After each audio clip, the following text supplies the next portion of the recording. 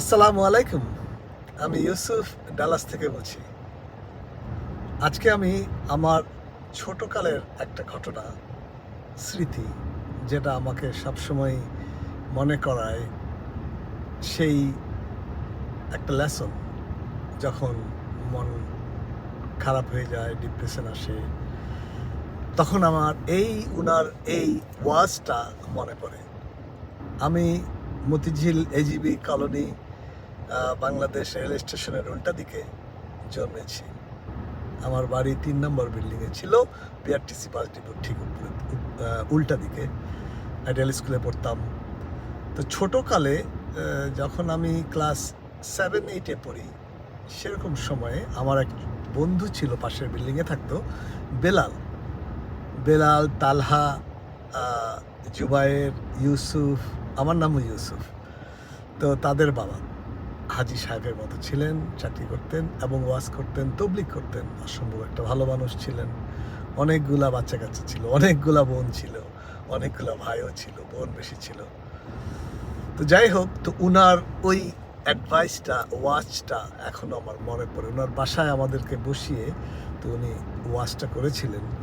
তো উনার ওয়াজটা ছিল এরকম: বাবা, আমরা যখন টাইপ রাইটার শিখি তখন কিভাবে প্র্যাকটিস করি?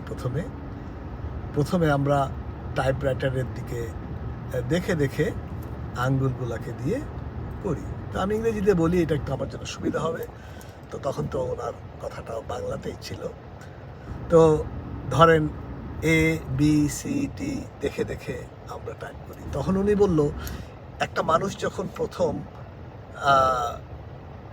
ধর্ম, চিন্তা, আল্লাহকে খুশি করা বা এই প্রথম এই লাইনে আগায়, সেই টাইপরাইটার শেখার মতো এক একটা ধাপে ধাপে সে আগায়, গড়ে ওঠে। তো কিভাবে?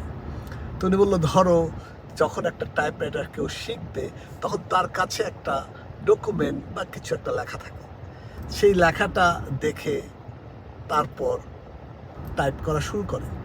তো উনি বলল, ধরো এই যে লেখাটা দেখছে, এটা একটা কোরআন বা বাইবেল বা একটা ধর্মগ্রন্থ হয়ে থাকে, তাহলে এই লেখাটাই সে দেখছে এবং ওটা তুলছে। তার মানে লেখাটার মধ্যে কিছু অ্যাডভাইস, ডু, ডোন্ট, এটা করো, ওটা করো না, ওটা থেকে বিরত থাকো, এটা হালাল, এটা হারাম, বা এই যে কথাগুলা। তো ওই যে লেখাটা ওটা দেখছে। আর এই যে টাইপ রাইটার, উনি বলছে, তাহলে এই যে লেখাটা যদি আখেরাতে